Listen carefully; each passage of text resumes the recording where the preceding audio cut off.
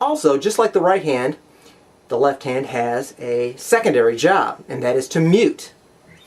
Muting in this case means to use the inside of your finger, or sometimes the tip of your finger, any part of your finger that's necessary to stop the strings from ringing instead of holding down the frets so that they do ring.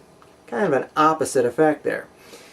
What happens a lot of times is when you hold down, for example, a big bar chord, you might want just these strings to ring and these not to ring up here. So what you might do is you might hold on to the bottom strings by pushing them hard enough, but then lean these fingers on the strings. Don't push so hard that they all ring, but push hard enough that it doesn't ring so that you only hear the ones you want ringing. This is also greatly used as a percussive effect. For example, you can lightly hold your fingers across all the strings and get what's called a ghost note, a rhythmic strum.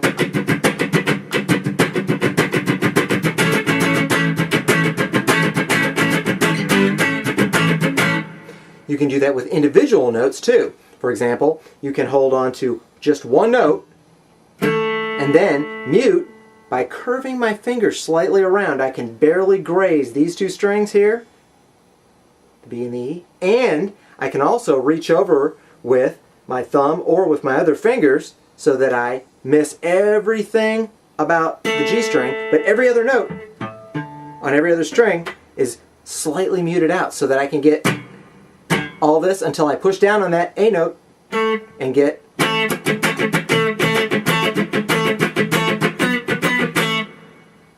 so muting is a very, very subtle thing that can be very useful for both hands. In this case, what we're talking about though is how the left hand is supposed to be able to mute all of the strings, some of the strings, or just one of the strings.